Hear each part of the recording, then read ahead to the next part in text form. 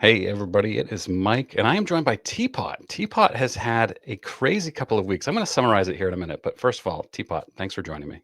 Absolutely. Thanks, Mike. Happy to be here. Yeah, so a couple of weeks ago, 3 weeks ago now, I guess, just to summarize for anybody who somehow hasn't been paying attention, Patrick Ryan posted an image on his Instagram of a card that he was selling, and it showed that he had also bid on it. People accused him of shill bidding. He went on Dr. Beckett's podcast and seemed to acknowledge maybe that shill bidding was very common and maybe he does it too. And then that created a firestorm of activity. And then he had a little bit of a crash out where he also accused you of shill bidding $20 Pistons cards. Yeah.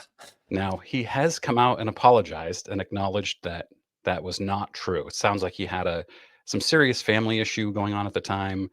And yeah, I mean, tough situation for him, but pretty tough situation for you too. Tell me how you handled that. So initially, I found out on the Wednesday that he had done the interview with Dr. Beckett, and I saw it. I saw Neo's video on it, and then I saw it, and I sort of had this jaw-dropping reaction, largely because Dr. Beckett was talking about and justifying defensive shill bidding, and that just surprised me a lot. And I know it Yes. did you as well. I watched the interview, the previous video that you did. I forget the other gentleman's name, but John I Keating. did. Yeah, I did watch that, and thought you guys did a good job covering it, kind of soup to nuts, and it just caught all of us off guard. It's something that I thought was really black and white, and apparently isn't in the minds of a number of people. So I saw it, and Jeff, my boss at SCI, has been traveling a lot in general for different work reasons, and he was coming back the Thursday morning so that we could record the show that we call Cards on the Table on Sports Card Investor, which goes out every Thursday night, and normally record that on Wednesday afternoons. And it was coming in, we got to record it, quick edit, turnaround, and it goes out that evening. And we kind of had our slate of topics, and I said, Jeff, I think this one needs to be number one, like kind of late ad. And he saw it, and he said, well, I haven't had a chance to talk to Patrick. I haven't had a chance to talk to Dr. Beckett. I don't know if it makes sense to do this. And I just said, everyone's talking about it. We need to comment. If we don't, you know what, that's going to start a firestorm that we're like trying to cover it up or somehow implicitly agreeing with it. And so we talked about it, and he said, well, let's stick to the facts, exactly what's said in the video. I don't want to get engaged in any like attack on character or anything like that. Let's talk about how shill bidding is wrong. And so that was kind of the setup, is just to discuss what was said, what happened. And then it turned out there was some even controversy around that, because Patrick later came out and said that he was like, some part of the audio clipped out where he said that he and his friends bid on cards and to save, prevent other idiots, quote unquote, from getting deals. Yeah. He later said, no, what I was saying is people DM me saying that, but the sound didn't come through. Long story short, I tried to be reasonable. I know a lot of people had commentary on it of different degrees of vigor. And Sunday night, I'm sitting down to watch a video with my wife, and like a movie. And I've got my friends blowing me up on my phone saying, like, Patrick's like on a bender in his Instagram stories accusing you and Jeff of shill bidding. So I get in there and I'm like, what the heck?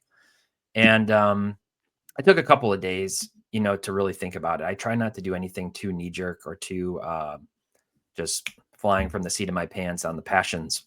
So I woke up, I got a night's sleep. I'll be lying if I said I wasn't really chewing on it on Sunday night. Like, I'm what the sure. heck, what's going on?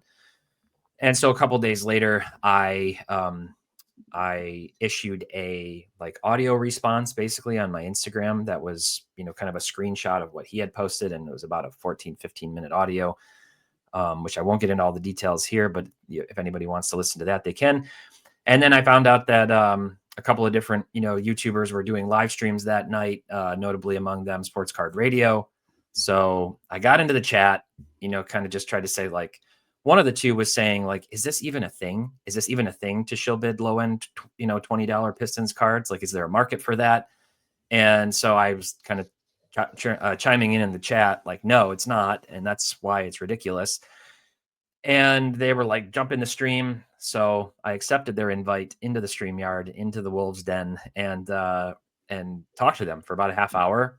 It was my first time talking to those guys, and they've obviously got strong opinions and strong personalities, but I thought they were very reasonable to me. I was appreciative of the fact that they they kind of chilled down a little bit. They were listening. They asked some good questions, and I had a chance to sort of just explain my side of the story, which seemed to resonate at the time a lot with the chat as well, who kind of did a 180 in many cases and were saying like, hey, thanks for coming in here. That takes some moxie and some courage. Yeah, and, I think it's tough to go on sports card radio and come out looking better, and you did. I don't think I've ever watched a sports card radio live stream, but I woke up the next morning. I'm always asleep before they start, but I woke up the next morning and I'm in a text chat with a group of other YouTubers, and there was like this frantic "T-Pott is in the stream, T-Pott is in the stream" part of the text chat, and I was like, "Oh boy, I gotta watch this." And so I listened to it on my drive to work, and I thought you did great. It was. I'm sure it's very stressful to go into an SCR live stream. Are you watching the comments as they put them on the screen?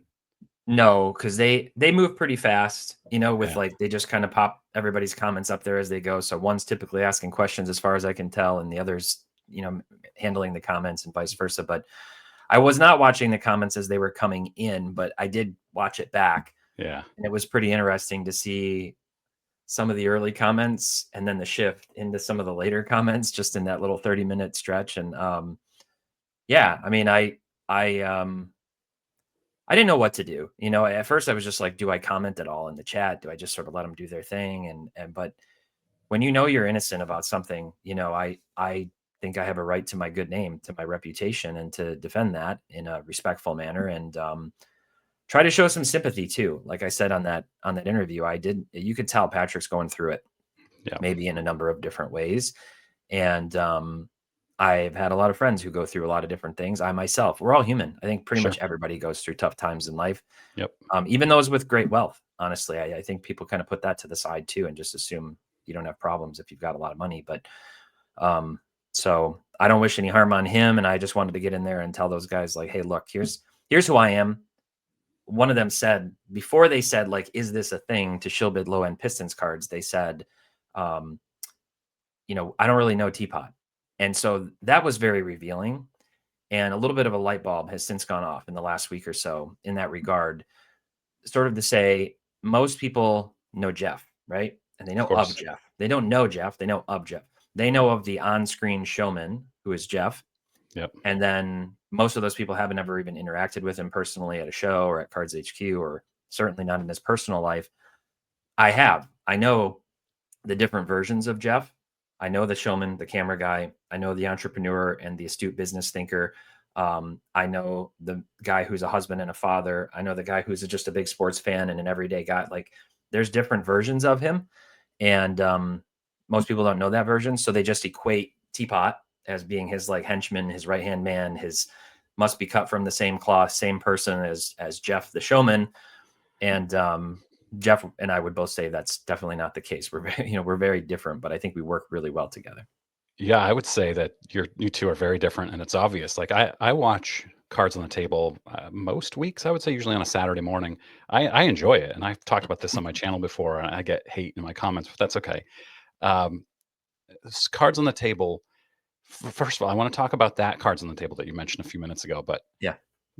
Cards on the Table to me is Jeff saying wild things, and then you being like, "Hang on, Jeff, don't be so crazy." And then you are the very logical. Uh, I don't want to say intelligent because Jeff's obviously intelligent too, but you bring the logic, and that's what I respect. And I don't remember the guy next to you what his name is, but he's pretty good too. Yeah, well, we have different people now. It's kind of on a rotation. Okay, Doug, who Doug. was typically the guy, he's not Yeah. at SCI anymore. So, Ah, so we have we're kind of rotating Ryan and Carter and some of the Cards HQ employees and breakers, and Parker from my data team has been on there a few times. So now it's more of like a rotating voice in that third chair. gotcha. So on that Cards on the Table where you talked about that, I think some people had some problem with the fact that you turned shill bidding into a debate. Like, is shill bidding okay? Could it be okay? Mm. Instead of Jeff just saying no, Jeff was more like, it's kind of icky. It doesn't feel good to me. Instead of saying, actually, it's illegal and shouldn't be done at all. And then he had to release a statement, I think the next day, saying, let me be clear, shill bidding is never okay. That's interesting. I'd have to go back and rewatch it, which I didn't do. I was there live for the Sure. conversation. I guess in my mind, he said, I remember him saying, I thought this was a very black and white topic, but it appears to some people it's not. So I think the setup was like, in his mind, this is wrong. But maybe the way the conversation veered, it was more like, I think both of us, like just going back to the interview with Dr. Beckett, we're just like, what am I missing here? That two of these guys who are so entrenched in the hobby, one of them who, like, again, most of us revere as like a grandfather, if not the grandfather of the hobby. I have 2 Beckett magazines I autographed know, I by saw him. you say that. Exactly. So like when you hear somebody whose opinion you respect, who's got more experience and wisdom within a space, in this case, the hobby, than you do, maybe people would disagree with this on something like shill bidding, but it just makes me go like, do I not what? Like, do I not understand this? Like, why would somebody like that, who in previous years sort of lobbied to start like a hobby ethics council. Like, I thought, we need this. We need a clear voice on every like controversial or even non-controversial topic. We need like the 10 commandments of the sports card hobby. And I thought Dr. Beckett would be like the perfect figurehead for that. Yeah. And now I don't know if anybody is, because maybe opinions vary on everything, but I would agree with you. Like, I don't think there's any black and white to it. The interview that Carlos, because I'm Carlos, did with Dan's Vintage Cards or PC or whatever, he just said like, thou shalt not bid on your own cards, Yeah. and that's a pretty straightforward commandment, I think, as far as, bids go. Just don't do it.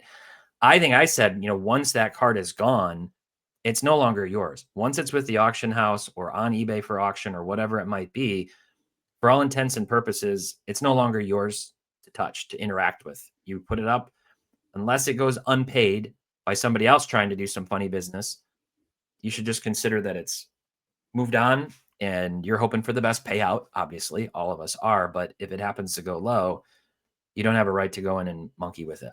Yeah. So what is your title with Market Movers? My title at SCI is Senior Vice President of Product. Okay. So you're developing Market Movers. You're in charge of developing Market Movers. Yeah, I joined from day one. I actually first met Jeff through the internet. Like, I was probably subscriber within the first 50 to SCI's YouTube channel. I found it. And then I got into the Discord and was a moderator. And then I started working for him part-time during like beta testing for Market Movers when he first was building it. And I was the first person in there adding cards to the database to be tracked on the charts and writing the queries and setting those up. And then I did that for about 6 months. And then I ended up getting laid off because of COVID impact at my last company, where I was almost 9 years. And Jeff was kind enough to offer me a job at SCI, and we've just been growing things ever since then. So I've been almost 6 years between part-time and full-time working for Jeff. And what were you doing before SCI? What was your type of job do you have? Yeah, so I started my career in banking, doing like small business loan analysis, and then I switched over to food service distribution company, Gordon Food Service, and I started out in credit and finance, and moved into a management role in Kentucky for a few years, and then I basically went back to Michigan, to Grand Rapids, to the headquarters where I'm from. And I did a bunch of different like project management. We had kind of an internal innovation hub that I worked on for a few years. I did change management. And then my final role there was on a huge ERP SAP integration project to take all of our legacy systems and applications and move them over to SAP. So I was the customer data lead for entire North American business to do that. And we did a huge ETL project and mapped data from one database to the other, and had a very successful transition. And then COVID hit, and then I was out. So, Wow. Sounds remarkably similar to my career, which is interesting. I've nice. been working in data for 15, 16 years. So yeah, I mean, anyway, so Market Movers is an app that, well, why don't you describe Market Movers for me? Because I have a couple questions about how these tie together. Yeah, sure. So Market Movers, so basically when Jeff was making like videos early on SCI, he was manually creating Excel charts from like data points that he was pulling down from eBay. And at the time, PWCC had a lot of sold history on their website too. So he was basically like, oh, I want to analyze Luca's Prism base card or silver, putting stuff into a spreadsheet, creating a chart, putting it into a slide deck, and making videos. So in December of 2019, I DM'd him and said, if you have a software agency, which he did, why don't you just build an app, that'll do this for you? And that's when he told me he was working on it. So what it started out as, at its core, was literally just that: an app to track card prices and to be able to chart them, and then to see some like basic stats in terms of percentage change and sales volume and things. And then it evolved into a collection tracking tool, a tool to have favorites. We added in additional functionality like intelligence reports and having like ratios to be able to compare PSA 10s to 9s across the whole database, or different sets and different players to one another and things of that nature. So that's kind of what it turned into over time. So we've just continued to evolve the product. At first it was web only. We added a mobile app. And then we actually have a free app called the Sports Card Investor app that is more lightweight. It's very visual. It scrolls like Instagram. You can tap and get like limited data, favorite cards. It's meant to be like an entry-level app for people who don't want something as convoluted or complicated as market movers. They just want simplicity to know what cards are hot and trending. And then obviously to be able to like shop within the app, which is how it's monetized through, affiliate revenue to eBay. So with everything that's happened in the last few weeks, and the new knowledge that maybe shill bidding is more prevalent than anybody could have known before, you have some auction houses that are coming out and saying absolutely do not allow shill bidding. Some auction houses do in their terms. They have some language that says we allow shill bidding up to a certain level. Yeah. Will you make any changes in market movers after these last couple of weeks? It's a really fair question. The one thing I'm kind of waiting on is that Jeremy Lee is working on a book, and he's been doing a really in-depth analysis of the terms and service of like 30 different auction houses for sports cards, I think is the number he said. And so he's going to have this Appendix F. It'll actually go, he's going to talk about it tonight on his live stream, the day that we're recording this. And I'm looking forward to that. I've had a couple conversations with Jeremy kind of on his book and on this topic a little bit. And I think it's really worth putting potentially some kind of a disclaimer, some kind of a little exclamation point, some indicator within our app and our products to say, these prices, could be just, I don't know, do your own research. The other end to that, though, I think is I've done a lot of videos too, kind of talking on the Market Movers channel, talking about how comps aren't the be all end all. And, right. Obviously Chris Hoge and I have competing apps, but one thing that he and I both really agree on is when it comes to auctions, especially on high end cards, but to some extent across the board, the price of the card really is like what the second highest person was willing to pay for it, because the next bid increment up was the one who holds it. So the theoretical vacuum, you throw it back onto auction the next day, now you're out of the mix unless some other bidder comes in and emerges with FOMO or that didn't know about the auction previously.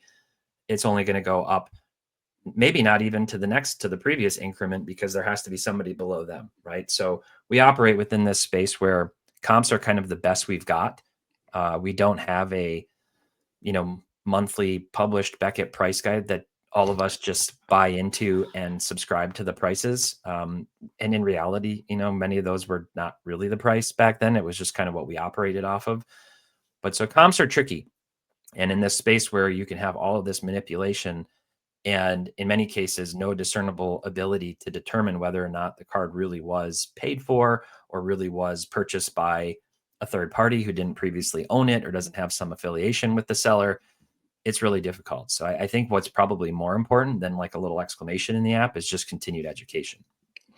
Yeah, and you have the chance here. You have the opportunity to really change the industry in that if let's say you do end up putting an exclamation mark there for a certain auction house, and they see that and they don't like being the only one or one of two that has that, they could change their terms because of it and ban shill bidding.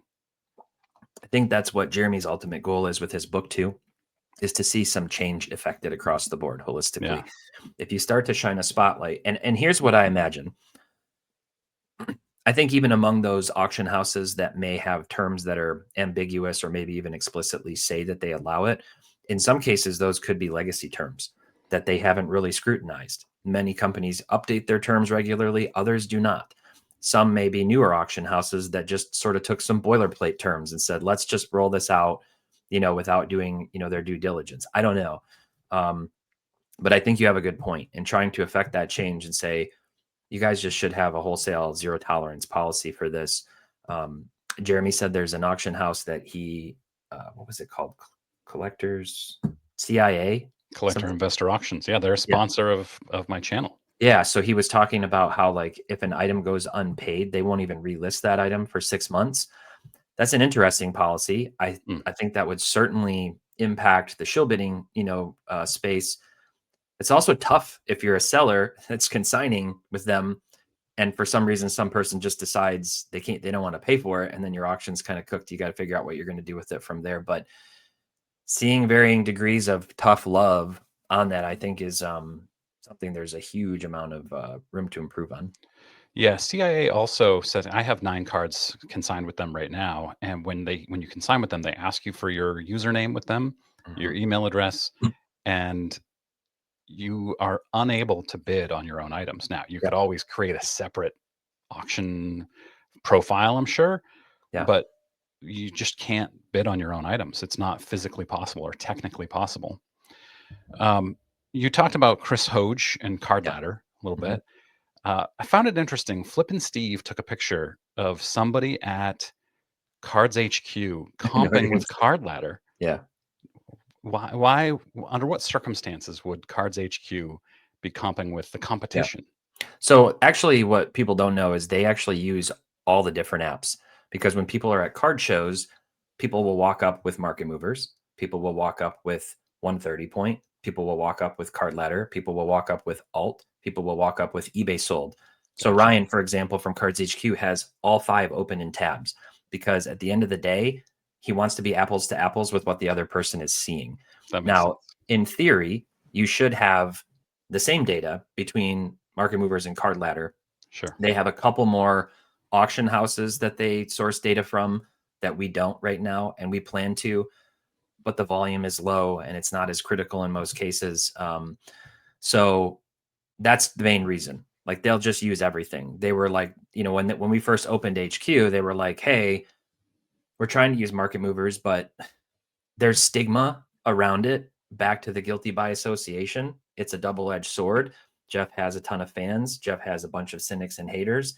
For the people who don't like him, they walk up to a booth and they're like, I don't use market movers. I don't trust it. I don't trust Jeff. I don't trust the pricing. And it's like, okay, the price is the same across the board. So they just sort of found it's easier to start from scratch, apples to apples, with whatever app that they're using, which is the main reason. And then the other thing is, sometimes there are older transactions. Card Ladder has data that goes back farther in eBay, that if it's like an obscure card, I've told Ryan, I think it's odd to refer to a sale from prior to 2020 and have put any credence to it as a comp, but people will do it, whether it's the people walking up or otherwise. Well, I got this rare one of one Drew Brees that sold last in 2016, for this amount of money, and Card Ladder value says it's this much, which is, without throwing too much shade, not always the most accurate number or the most reliable. And so they have to just operate within that space to talk about, to the person who wants to potentially sell them the cards, like what they're both seeing. Yeah. That reminds me, on a Cards on the Table, I don't know, a month ago or so, you said that card ladder comps or card ladder values are wildly inaccurate. And Jeff Yeah. agreed with you, but you didn't go into any detail. Yeah. I assume you got a call from Chris saying, "What the heck, man?" No, I mean, if you go on their dashboard, it'll say, like, they like publish the number and it'll say, like, card ladder value accuracy today, 68%, 72%. It's like right on the dashboard. Like, they must have something that compares what their value was saying it was to the sale that came in yesterday. I don't know how they calculate it, Huh. but they even have an integration with Fanatics Collect that Fanatics is now using for, like, fair price valuation to determine what's this card worth, because they're trying to encourage people on their fixed price marketplace not to have a bunch of stale inventory that they overprice, right? So they incentivize you with lower fee structure to price your cards within a certain percentage of whatever the card ladder value is. Anybody could go do their due diligence and look on there and see that the card ladder value is showing a price that, like, the same card could have sold yesterday on the premier auction or on the weekly auction, and now it's listed on fixed price marketplace, and somehow the card ladder value is way different than what it sold for yesterday. Like, it's just, go look up some cards and compare and see what that is. So I know their methodology. We've obviously studied it. Our approach when we're talking about like our roadmap and our development efforts for market movers and our products, one of those things is obviously competitive parity and competitive differentiation and just our overall brand and app identity. How do we want to approach that? So, you study your competition, whether it's them or other apps, and try to figure out where are they beating us? What are they doing? Since they launched their app 6 months or so after Market Movers was launched back in 2020, they've had a card ladder value, and we've found that to be controversial. Alt has a value too, and it's polarizing because some people buy into it because they're coming from a space where they collected in the 90s or 80s and they were used to a Beckett price guide telling them what a card is worth.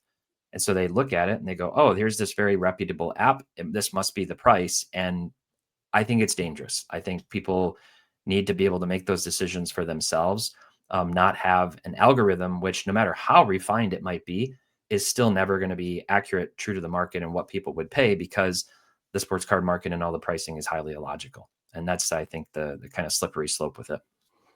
I think that was really interesting, and I would have loved to have heard that. Back then when you said that, I was like, why is it wildly inaccurate? I don't have a subscription to any of the pricing apps because I don't really sell anything, and I don't track my collection really in any way. I have a hard-hitting question for you. Sure. Your name is Tyler Nethercott, right? Yeah. How do you get T-Pott out of Tyler Nethercott? Hard hitting. I've had a lot of nicknames over the years. In fact, rarely has anybody other than my parents ever called me Ty or Tyler. It just seems like I've always had nicknames. And when I started at the bank that I worked at in 2009, they started calling me T-Cott. So that made sense, right? Like my last name is Nethercott. So they were calling me T-Cott. Everybody started calling me T-Cott. The bank president was calling me T-Cott. Like it just kind of stuck. And when I joined Gordon Food Service, I started out on a small team of 4, and we were in like a cubicle. So we all had kind of our backs to each other in corners, and we're in a cubicle hub in a building with low ceilings and everything. And there was another Tyler on the team. And so this guy, Matt, says, hey, like, we can't have 2 Tylers. Like even calling you Ty isn't going to work. Like, it's just going to be confusion. Like, hey, Tyler, you're both going to like wheel around. What are we going to call you? And I said, no, you can call me T-Cott. And this guy, Jason, on the other side of the cubicle wall pops up, like a prairie dog and goes, T-Cott, what about T-Pott? And I said, absolutely not. And he goes, T-Pott it is. And then everybody at that company started calling me T-Pott. This funny lady, Kim, put like a little T-Pott thing up on her like pin board and would like walk me around and introduce me to, people saying, this is T-Pott. He works on our team now. And it stuck. And they even made me sing I'm a Little Teapot in a company meeting. And I tried to at least lean into like playing off of my last name with the P-O-T-T instead of like just straight up Teapot, how it's spelled. But when I came to SCI, I was on a team of 4 and there was a Tyler. They said, what are we going to call you? And I just said, call me Teapot. And they were like, what? And it just stuck. So the Raptor piece that you see on the screen comes from Spitballing Cards, which is a baseball card podcast that I do with Filmington, Scotty B Cards, and then Jeff and Chris from Blabbin' About Slabbin'. And I was in a Blabbin' live stream on their channel one Thursday night, and Chris's wife tried to type like, what's up, T-Pott, and her cell phone auto-corrected to Raptor. And everybody in the comments started saying, Raptor's such a better nickname. Stop, let's stop calling you T-Pott, which is dumb and weird. Let's call you Raptor. And there's some irony to that because I used to like take dares when I was in college to like run around campus like a velociraptor. So somehow it just came full circle. That's funny. That reminds me, when my first job out of college was also at a bank, and we had a guy on the team named Peter Boulette. And somebody pointed out that boulette in another language, maybe French or maybe it's boulet, means meatball. And so we just called him Meatball. It's French. From then on, everybody said his name is Meatball now. And so for years he went by Meatball. That's pretty funny. Let's talk about Arena Club for a minute, because a lot of people have some big problems with repacks and Arena Club and the gambling aspect of the hobby. And I think it was the first time Cards on the Table did Arena Club. You had this kind of terrified, frozen look on your face during that. What is, I know you have to have your corporate response, but to the best of your ability, what is your take on repacks and Yeah. Arena Club and what's happening in the industry with that? Yeah, it's a great question and a fair one. Repacks in general, when they just show up at card shows or on eBay or in other places with no verification into them whatsoever on whatnot, some random seller, are dangerous. And I talked about that a number of times over the years in personal conversations on my Instagram story. I feel like I did a video on, that within the context of a bunch of, potential scams and danger and, things to watch out for in the hobby. When it comes to digital repacks, obviously there's still a lot of controversy around it. At the end of the day, what you have is a company that's for-profit business, and so they're going to get their cut, right? Of They course. structure it in such a way that the odds are spread out, and there's a million different ways you can do that if you are running a repack in terms of like floor and ceiling. And I'm going to pivot to the side and come back to that because Cards HQ started working on a repack product that's PSA certified, meaning it actually goes independently to PSA. They do the whole pack out process. They make sure all the cards are there. It's basically an audit and a randomization. And then the boxes come back to HQ and they sell them in store and as part of their whatnot streams and things like that. When Jeff came and said he wanted to do that, we had a lot of conversation around ethics and the value proposition and making comparisons to sealed product, from the manufacturers versus other things. And we talked about like, okay, what are people looking for when they buy a repack? Do they want a repack that, let's say, is $200 where the floor is $150 and the ceiling is $300? Do they want a repack where the floor is $80 and the ceiling is $2,000? How do they want that distribution curve to look like? Because at the end of the day, if you've got 100 of those items in that series for a single card, just do the math on how much money total that costs, and you're just trying to look for a fixed margin above and beyond that, right? So you're trying to like cater to an audience that has a desire for this thing. Digital repacks are serving that same market, but in a much more like quick twitch, like fast response time, which can be dangerous. It can. If you don't have self-control, it's just like anything else. It's like the online slots and the online blackjack and the online, other things where you're just clicking a button, hoping for the best. Mm-hmm. In favor of repacks, I would say that if you like to get your fix by going for a chase, most of the time you're going to be much better off buying a vetted, audited repack than you would opening a sealed box. And because you have an instant buyback option from both Arena Club and Courtyard, who sponsors Market Movers videos, you can get your money back faster if you don't get something you want. That whole concept, just, facts on the table, is controversial. Like people just say like, you shouldn't be doing that. You call it a lottery ticket, call it whatever. It's a chance algorithm. If you open a sealed box of cards, even the ones that show up as $1 on eBay, like a lot of card shops don't want to buy them. They already have a ton of them, or they're just much more difficult and time consuming and labor intensive to sell. So that's sort of like an aspect of the hobby. Hey, I like to go for the chase. I like the thrill of the hunt. My message has always been just be fiscally smart about it. Don't get addicted. Don't, spend money that you don't have. Don't rack it up on a credit card that you don't pay off at the end of every month. Um, Working with a background in finance and data, like you kind of understand those things and you see the good and the bad. So that's sort of my general sense of it. There's bigger controversy with Arena Club to where, people have concerns about whether or not it's truly random. How is that done? How do you make sure that we're not getting like loaded influencer repacks and things? And to that end, it's pretty fascinating because essentially any time we hit anything good amongst the three of us, the comments just light up like, oh Right. my gosh, you got the thing. There was the biggest controversy was when Jim Rome hit the Grail with the Jordan. I think it was like a BGS 9 Jordan rookie card. Of course. And but like if you were to put it into a line and show every single person that Arena Club has sponsored across all these different channels and spaces and every single thing they've hit, what you would really see is that it's all evening out. It's not like every influencer is hitting the grail card every single time. And even for me, opening those almost every week, I've hit cards that are, $250 on a $500 repack. And I've hit, I think the most expensive one I hit was like, it was like 9 something. So like, it's not like I am getting loaded packs. If anything, I'd just say like, be aware of what the odds are, and which they publish. So if you trust the odds, they publish the odds and they show you exactly what's in them. If that's how you want to spend your hobby budget, I don't have an issue with it. I just think people should be aware of what it is and how it works. But isn't the argument though that when Jim Rome is on and pulling, those are much more likely to be packed for him? That's what people are saying. Yeah. And here's what I would say. Is that impossible? No.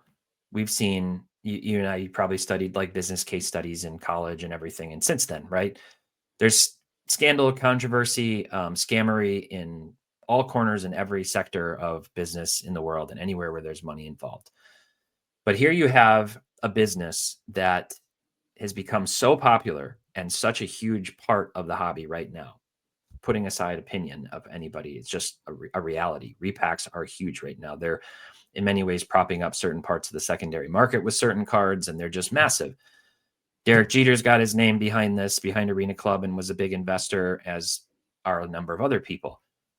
It's essentially, by outward appearances, a money printer. Like, it's very successful right now as a for-profit business, very successful. Why would you risk the entire enterprise of a company by ostensibly having some employee, at the very least, write something into the code where an admin or a senior manager could tweak a flag in the algorithm that would say, make sure Jim Rome gets a hit this week, or do something?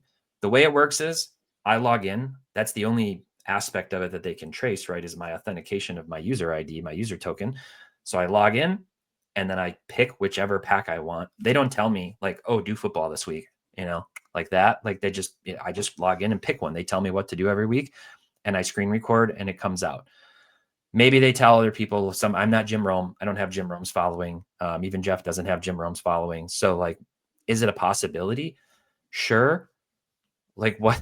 It blew up in their face. Like, it didn't go well. Like, most people were like, oh, of course he hit the grail. It wasn't like, wow, this is really good for our brand that somebody who's already got a lot of money and fame hit the biggest chase card in the, in the particular repack. You said, don't get addicted. Isn't that kind of like giving somebody heroin and saying, don't get addicted? Just do a little bit. Maybe more like alcohol, which I don't have an issue with. I myself enjoy a little imbibing from time to time. Look, I look on the surface of things and try to assess whether or not they are inherently and intrinsically good or evil, or neither. The internet has a ton of really, really bad stuff on it. It has facilitated all kinds of unspeakable evils. It's also changed the way we live and breathe and operate, and has created all kinds of life-saving things. I'm not saying Arena Club is creating life-saving things. Like, I don't want to get that conflated. But when you do a moral assessment of something, I tend to try to take what we call Thomistic lens through it and analyze it the same way, in kind of a dialectical manner that St. Thomas Aquinas would look at it and write out this, here's I say to this, here's all the opposing things, and like, let's boil it down and distill it soup to nuts. And just like whether, if you want to use the G word and call it gambling or, whatever, lottery tickets are legal, playing, casinos are legal, other things are legal, sports betting, fantasy sports. And again, just to bring it back to the simplest form, opening sealed boxes from the manufacturer is legal. So all of those things can be very addicting. There are a ton of people addicted to ripping wax and Absolutely. coming in, and that's also, dangerous, but I wouldn't compare it to heroin. I've never done heroin, so I can't compare the addictive nature to ripping a repack. But I'm not addicted to ripping repacks. So, I'll give a shout out, to Collectors MD, who are trying to help people who do have addiction problems or have had struggles within the hobby in different capacities. And I know the founder of that has been very vocal against repacks. I just say be careful. And I know a lot of people at Arena Club and Courtyard both who have the same message. They don't want to see people's lives ruined. Yeah. A few months ago, you had a very derisive message about vintage YouTubers saying that they're sitting in their mother's basement with bad lighting and terrible audio. And Dan's vintage baseball PC, who you mentioned earlier, would love an apology on that. I will be happy to offer an apology on that. And in fact, there was definitely a firestorm lit, and I talked to our head of video, Charles, who works at SCI, about that video and like how I would have redone it with a bunch of disclaimers. The first of which being, I really like vintage cards. My motivation for that video was not to anger, enrage, and incite strong reaction and clickbait from a very, very dedicated, arguably the most uh, passionate and convicted segment of the hobby, which is the vintage community. It was to actually try to point out, I'm worried legitimately that a huge section of these vintage cards, which are historical artifacts, are going to potentially be completely forgotten by a generation now and moving forward that is quick twitch, no focus, ADHD riddled, and not particularly interested in history. And, you know, some people said, hey, that applies. Like, this has always been the dynamic. People who are young, you know, they get a little older and they start to get more interested in vintage. And that may continue to be the case. That's certainly true historically. But there's something just very different about like this generation and interacting with teenagers who don't know who Benjamin Franklin was. Like they just do not care, and they're not going to care, you know, who a lot of these like vintage people were. They're not going to care about even like Satchel Paige, and you would think, wow, his cards should be, you know, revered for a long time. So it was more to talk about that, and there were a lot of redirects and other things. Like, well, what about modern? Yes, I've made similar videos about modern, but it's different. Um, and I would sequence some of the things that I said in that video. And after the backlash, and after several quite acerbic responses from a number of people, I got frustrated. And I got frustrated with Dan because I know Dan's opinion of my boss too, and therefore of me. And I see the types of comments left on mine and his videos and things. And I got into it a little bit with him on one of Mangini's, you know, comment threads and other things. And I actually asked John Mangini to have me on his channel so we could talk about it. And he said, okay, but he never reached out to me. So I don't know, maybe something got lost in the stream there, but Dan, I am sorry. I talked to a number of people, and to be totally honest, the beautiful thing about it is when I look at a channel like Dan's or John's or others, they'll get 1,300 views or something, right? And they have like 600 comments. Like it's a Yeah. community. It's Yep. not transactional. And like, so the engagement rate and the community expanded around that, the respect that their viewers have for both of them when they watch their videos, they're like friends. You know, it's a different dynamic than like the transactional nature of a lot of the ultra modern space.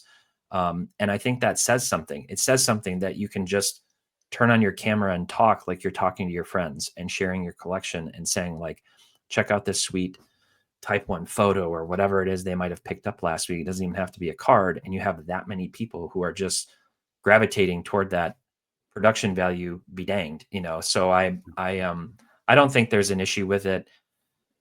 I do think there could be more done to try to engage the youth with vintage and to try to help make a connection to it. And so that's something I'd love to see grow. The greatest thing about these vintage guys, and I'm one of them to some extent, is that they're, and I'm obviously not making this, but the vast majority of them are making under $100 a month doing Yeah. this. They are only doing it for the love of cards and Yes. Yeah. connecting with other card collectors. Yep. Yeah. I've actually distinguished over the years between a phrase. I see a lot of people say, I'm a true collector, or you're not a true collector. Right. And the phrase that I prefer is nuanced, is pure collector. I'm a pure collector. You're a pure collector. And you know, to tell somebody they're not a true collector to me is telling them you're not doing it right. And I sort of take umbrage with that. Yeah. But for people who don't sell they just buy and they grow their collections, and it's rare that they let something go, or if they do let it go, it's because they're funding something else.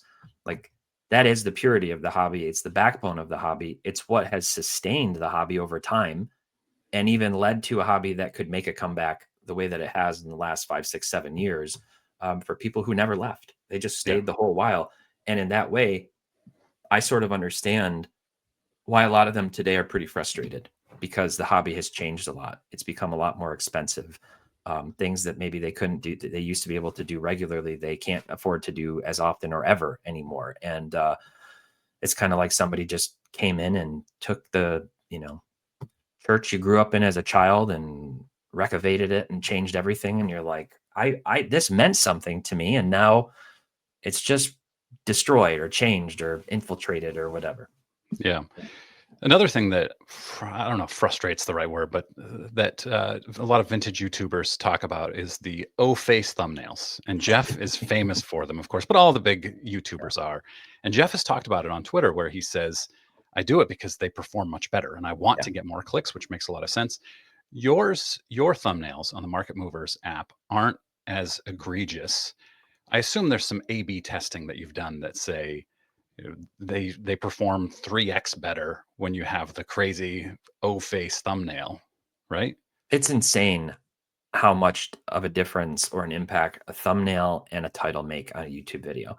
Yeah. Because I mean, in a way it is, in a way it's not. Like, it's just marketing. It's marketing 101. It's advertising 101, right? You're like trying to get somebody to click on something. So even just to look at Instagram ads that come through, and I'll find myself like looking at one and just sort of pausing, like, why did I just watch 20 seconds of this? Like, what about it made me pause and not just keep going? Because normally the ads drive me nuts.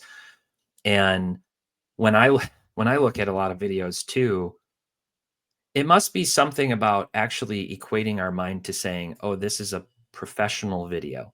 Like, this is somebody who's taken time or something, when you see a certain thumbnail, because you're used to it on the bigger channels with high production value, that it would be like a mismatch. I don't know. I don't understand the psychology of why, like, something like that on the thing is like so appealing to people. To be totally honest, I have sort of the same cynical attitude about it. I think it's ridiculous. Um, our video team was like, hey, make this reaction, make this expression, and taking headshots. And I'm literally standing in a glass studio in our card shop, with people behind me, like being told, like, dance, monkey dance, like, it's just, I don't like it. Yeah. But it does work, and it's sort of part of the job. And a really catchy title matters to, get people in and make them want to see what the heck it is you're saying. I don't I don't write the titles for my videos. Our video team does. And they choose and design the thumbnails. So I brainstorm with our head of video every week on videos, and then I write the video and I come up with everything in it, whatever it might be, and then they do the thumbnails and the titles. Every once in a while, I will tell them in advance, like, I don't want the title to be this or to use this word. The thing I'm most like strongly opinioned on is I do videos that we call like a data dive, where I review like prices and charts and use market movers to show kind of like what's a segment been doing, or football season's coming up. Here, which players are people looking at, and I try to give all the disclaimers, and I tell them, do not use the word will in terms of will go up or will go down, like in the title. Keep it conditional. Could, might, whatever you want to do. Yeah. But I don't put that, and then people literally click and go to the comments and miss the disclaimer that I say, 30 seconds into the show, like, this is not financial advice. These are my opinions. I welcome yours. Tell me what an idiot I am. I don't care. So Great. Well, T-Pott, I appreciate you coming on. This was very interesting. I thought you had some good answers. Any last thoughts? I thought you had some good questions and important topics. And, one thing I'll just say is, like, this last couple of weeks has been I think actually really good for me. And maybe that sounds weird, having been accused of shill bidding and then having a week of people talking about it before Patrick issued that apology. But the reason it's been good for me is probably 4 or 5 years ago, I couldn't really handle the stress of all the accusations and hate and everything toward my boss and indirectly to me to some extent. But I just kind of like blocked a bunch of people on Instagram and was like, I don't want to deal with this. I don't have time for this. Like I have 5 kids and a life and a wife and a job and a hobby and faith and all these things. And I don't care. I've since unblocked everybody that I can remember. I've talked to a few of them directly. I've had voice message exchanges on Instagram. I went on SCR for Pete's sake. Like, I think it's better to talk to people and to have just try to make that a priority. It won't, and it can't become a time suck for me, to like become everybody's like point of contact or like reach out for comment or whatever. But I will, to whatever extent I can afford the time and, transparency too, because the minute you can just give somebody honest, authentic feedback, I think you build a relationship too. Like they start to trust you more and say, oh, this guy is a real person. He's not trying to like pull a one over or scam us or things along those lines. So that's been really good for me. I'm grateful that a number of people have reached out, yourself included, to say, hey, let's chat. Let's give a chance for people to hear what you have to say on these different topics. And I look forward to doing more of it going forward.